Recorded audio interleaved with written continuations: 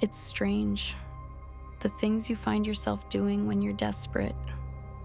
I never thought I'd be the kind of person to take a job without asking questions, especially not a job like this.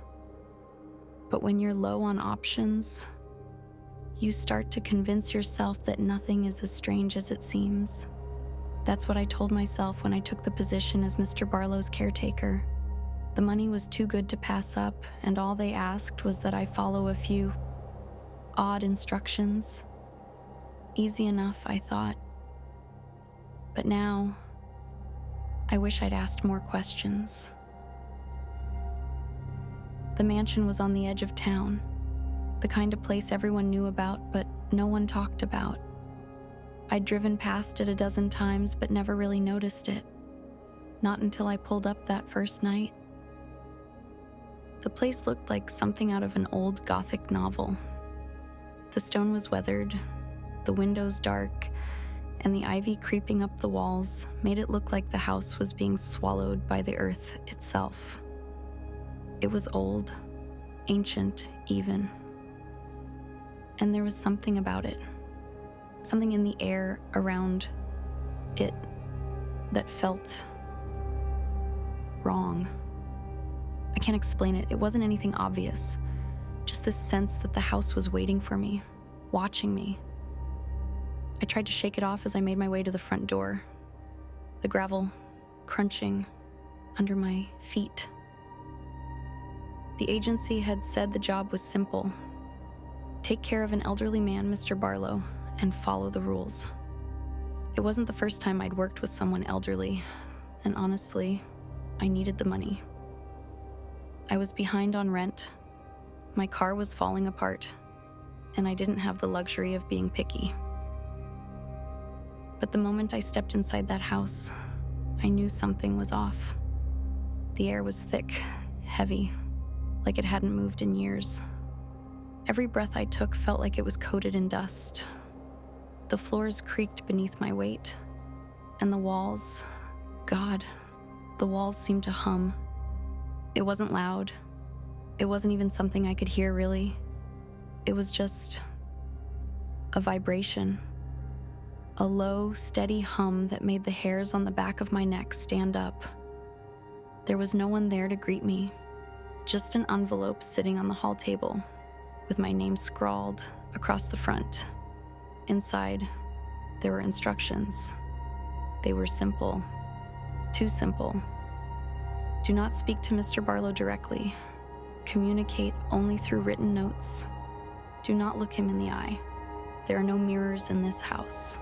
All reflective surfaces must remain covered. At first, I thought it was a joke. What kind of job has rules like that? But I didn't have time to dwell on it. There was no one around to ask questions, and I wasn't about to turn around and leave without the paycheck I needed so badly. So I followed the rules. The house was big, bigger than I expected. The kind of place you get lost in. And I wasn't kidding myself, it was creepy. But the house itself wasn't what scared me. It was the silence. Every room was so still, so quiet, that it felt unnatural. Even the air didn't seem to move. When I finally found Mr. Barlow, he was sitting in a high-backed chair facing the window.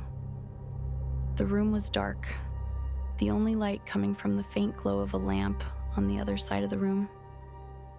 I couldn't see much of him, just a silhouette, hunched and still. I remembered the rules, and without saying anything, I placed a note on the tray beside him. I wrote, "Do you need anything?" He didn't move for a long time. I thought maybe he hadn't seen the note. But then, slowly, his hand moved. His fingers were thin, skeletal. He picked up the pen with a tremble and scrawled a reply. Water. I exhaled, not realizing I'd been holding my breath. Water. Simple enough. But there was something about the way his hand moved that made my skin crawl. It was wrong. I couldn't put my finger on it, but the way his fingers twitched, the way his knuckles bent, it wasn't natural. I fetched the water from the kitchen, which, like the rest of the house, was ancient. The pipes groaned as I turned the tap, the water coming out in a slow, sputtering stream. Everything about this place felt stuck, frozen in time, like it hadn't moved in years. When I brought the water back to him, he didn't acknowledge me. He didn't even turn his head, just sat there, staring out the window. I left the glass on the tray, and without a word, I slipped out of the room. That should have been it. I should have just done my job, collected my money, and gone home. But something about the house, about him, stayed with me. I couldn't sleep that night. My mind kept wandering back to the mansion, to the way the air had felt, thick and heavy, to the way Mr. Barlow had moved, his fingers trembling like they didn't belong to him. And those rules, what kind of man needed to be hidden away like that? What was wrong with him? What would happen if I did look him in the eye? I went back the next night, and the night after that. The routine was the same. I'd leave him notes. He'd reply with simple requests: water, tea. Once he asked for soup, but he never ate it. It just sat there on the tray, cold and untouched. And the more time I spent in that house, the more I started to notice things. Small things at first. The way the shadows seemed to cling to the corners, thickening as the night wore on. The way the floors creaked under my feet, but not his. The way the house seemed to groan as if it were alive, shifting and settling in the dark. But the worst was the feeling that I wasn't alone, that it wasn't just me and Mr. Barlow in that house. There was something else there. I could feel it, watching me, waiting. Sometimes I thought I heard footsteps from above or a door closing down the hall. But when I went to check, there was nothing, just silence. Always that oppressive, suffocating silence. I tried to ignore it. I tried to tell myself it was just an old house, creaking and groaning like old houses do.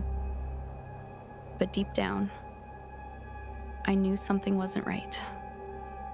Then, one night, it happened.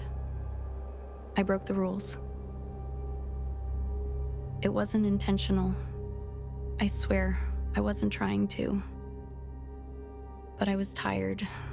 Tired of the silence. Tired of the shadows. Tired of the feeling that something was always just out of sight, lurking behind me. And as I passed one of the windows in the hallway, I caught a glimpse of something reflected in the glass. It was just for a second, but I saw it. A shape. Twisted. Wrong. I froze, my heart pounding in my chest. I knew I shouldn't look. I knew the rules, but I couldn't help myself. Slowly, I turned my head, my eyes, following the reflection in the window. And that's when I saw him. It wasn't the Mr. Barlow I'd been caring for, not the frail old man hunched over in his chair.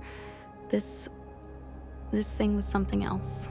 His body was twisted, contorted, his skin stretched thin over bones that shouldn't exist. His face, God, his face was gaunt, hollow, his eyes sunken deep into his skull, glowing faintly in the dim light. His mouth was stretched too wide, his teeth jagged and sharp, like something out of a nightmare.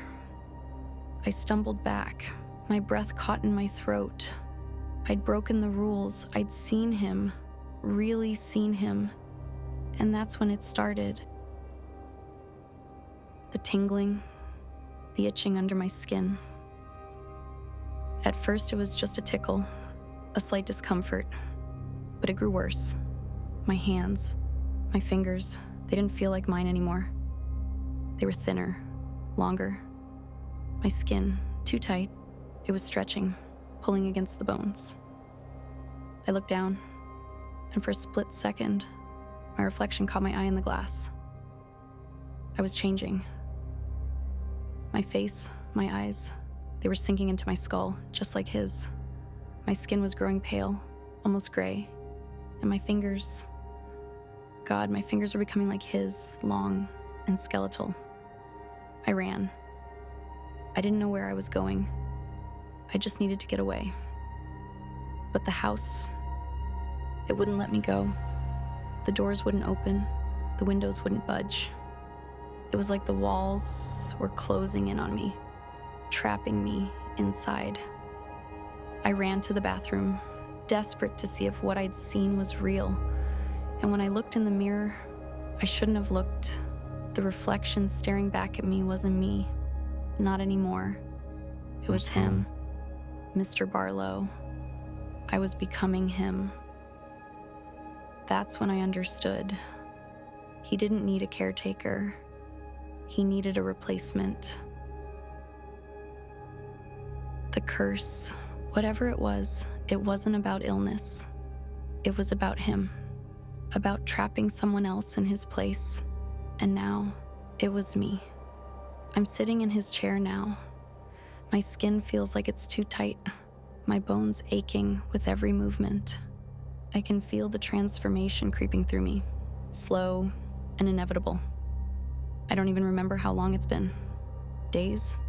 Weeks? Time doesn't matter here. Nothing matters except the silence. He's gone. He's free. And I'm stuck here. Trapped. Just like he was. Or was it always me? Have I always been him? I don't know. I don't know. I hope the next caretaker follows the rules. But they never do. This is Shaded Girl. Thank you for watching. Please like and subscribe if you enjoyed this video.